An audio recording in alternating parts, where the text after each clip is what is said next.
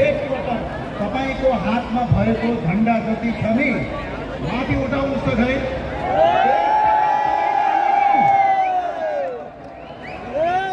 म सबैलाई अपिल गर्न चाहन्छु, टाढा टाढाबाट आउनुभएको छ, म सरकारलाई यति भन्न चाहन्छु, सरकार अब तिम्रो दिन सकियो। प्रधानमन्त्रीलाई मेरो अपिल छ, अनुरोध छ, नवीन सम्झौता गर, प्रदेश खारेज गर, राष्ट्रपति हटाएर राजा घोषित गर।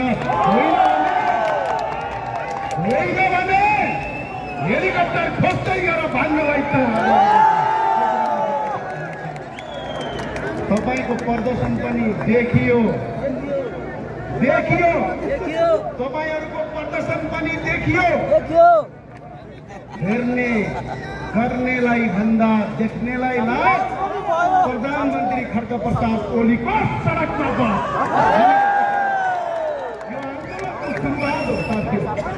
तपाईँलाई अपिल गर्न चाहन्छु, अनुरोध गर्न चाहन्छु, कुनै पनि आन्दोलन वैचारिक बहसबाट हुन्छ, रगतको तातो सोचले मात्र पुग्दैन। त्यसलाई हामीले वैचारिक बहस गर्छौँ। अहिले हाम्रो कुनै पार्टीका विरुद्धको आन्दोलन होइन, कुनै दलका विरुद्धको आन्दोलन होइन, यो भोकमरीका विरुद्धको आन्दोलन हो, भ्रष्टाचारीका विरुद्धको आन्दोलन हो। कस्तो भयो आज एकचोटि सम्झिनुहोस् त। इटा भट्टामा जिउँदै मान्छे जलाउनेहरू अदालतबाट छुटेका छन्। संविधान दिवसको दिनमा आम माफी पाएकाले घर घर 3-3 मान्छेको हत्या गरेका छन्। नेपाली दाजुभाइलाई त विदेशमा बेचे। आज 8 लाखभन्दा बढी युवाहरू अर्काको देशमा काम गर्न बाध्य छन्। उद्योग बन्द गरे, कल कारखाना बन्द गरे, गोराखाली टायर बन्द गरे, हेटौडा टेक्सटाइल बन्द गरे, बुटोल धागा उद्योग बन्द गरे, देशका 44वटा भन्दा ठुला संस्थान बन्द गरे, गलैँचा बन्द गरे, कृषि बन्द गरे, साराका सारा बन्द गरेर युवाहरूलाई त विदेश बेच्यौ। त्यतिले मात्र पुगेन, हुँदा खाँदाका नेपालीलाई भुटानी बनाएर बेचे।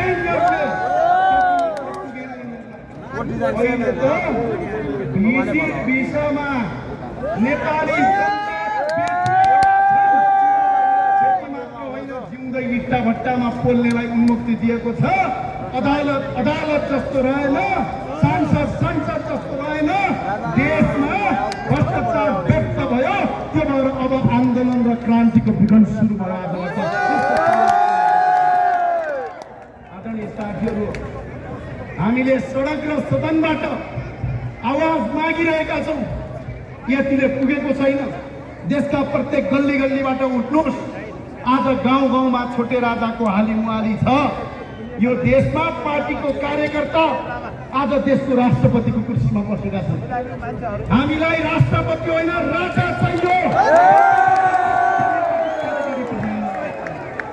म सोध्न चाहन्छु यहाँ भएको भेटलाई, यो देशको प्रधानमन्त्रीलाई तपाईँले भोट हाले हो?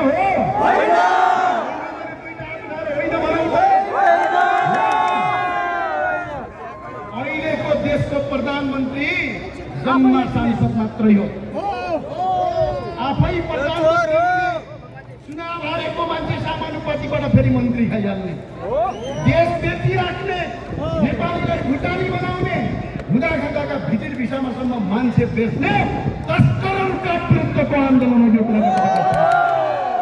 त्यही भएर भन्छु, अहिले पनि प्रधानमन्त्रीलाई मेरो अपिल छ, तपाईलाई प्रधानमन्त्री बन्न मन छ भने अहिले पनि अपिल छ, नवीन सम्झौतामा आउनुहोस्। होइन भने भाग्नलाई हेलिकप्टर खोज्दै। प्रधानमन्त्रीलाई मेरो अपिल छ, तपाईले हिजो देख्नु भएको थियो काठमाडौँ कब्जा गर्ने भन्नुभएको थियो, तपाईँको कब्जा त देखियो त। 400 जना मान्छे जम्मा गर्न नसक्ने मान्छे देशको प्रधानमन्त्रीको कुर्सी बन्न लागेको छ। यो भएको हुनाले प्रधानमन्त्रीजीलाई अहिले पनि अपिल छ, अहिले पनि अनुरोध छ, यो त सुरुवात हो, यो अन्तिम होइन, त्यो सुरुवात हो। 1000 माइलको लामो यात्रा एक पाइलाबाट सुरु हुन्छ। यो राष्ट्रवादीको आन्दोलन हो, जुन राष्ट्रवादी श्री 5 बडा महाराज धिराज पृथ्वीनारायण शाहको दिव्य उपदेशमा हिँड्छ,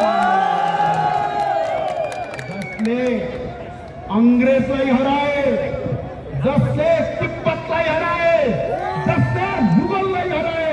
तपाईहरुलाई हराउन हामीलाई त्यति धेरै समय लाग्यो होला। यो राष्ट्रिय झण्डाको आन्दोलन हो, चन्द्र सूर्य अंकितको आन्दोलन हो। यो आन्दोलनले यो देशमा भ्रष्टाचारीको अन्त्य गर्छ। यो भन्दै गर्दा धेरै साथीलाई लाग्दो रहेछ, किन अख्तियारका अनुसन्धान हुँदैन त, किन अदालतले न्याय दिँदैन त भन्दा नेपालको कानुन, नेपालको संविधानमा के लेखेका छन् यिनीहरूले?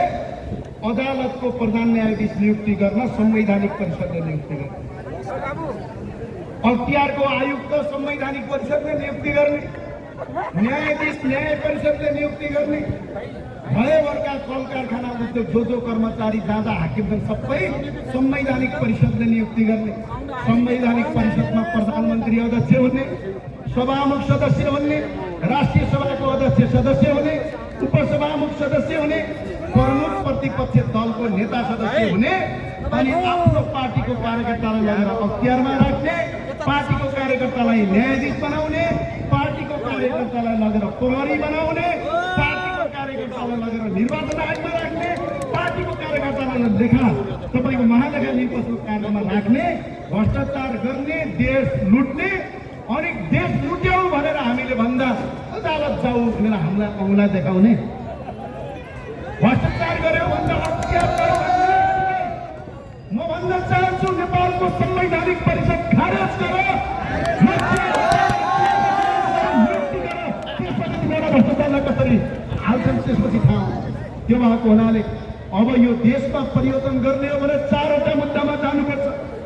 पहिलो मुद्दा राष्ट्रपति हटाएर राजा राख्ने।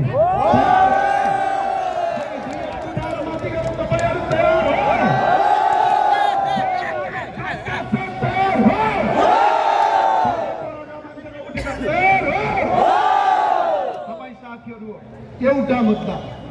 दोस्रो मुद्दा, यो देशको प्रधानमन्त्री जनताले चुनेको होइन, जनताबाट प्रत्यक्ष निर्वाचित कार्यकारी प्रधानमन्त्री। तेस्रो मुद्दा, परदेश चाहिँदैन, यो ऋण हामीले तिर्नुपर्ने। प्रधानमन्त्री, मन्त्री र पार्टीका कार्यकर्ताले झुटा बनाएर देश लुट्ने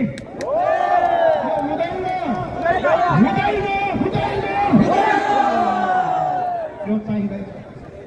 विदेशीबाट ऋण ल्याउने, छोटे राजाहरू पाल्ने, परदेश संरचना खारेज गर्ने, एकदिन जोरदारका साथ नारा लगाउँ वरपर, परदेश संरचना खारेज गर्ने। अर्को मुद्दा स्पष्टका साथ भन्छौँ हामी, यो देश हिन्दू, बुद्ध, किराँत सहितको वैदिक सनातन हिन्दू अधिराज हो। यो 4वटा मुद्दामा प्रधानमन्त्रीलाई नवीन सम्झौता गर्न म यहीँबाट अपिल गर्छु। होइन भने भाग नभए एकपटक भनौँ, राजा हौँ। नारा लागेन, अझै पर वरपर एकपल्ट जोरदार बोलौँ, राजा हौँ, राजा हौँ, भ्रष्टाचारी।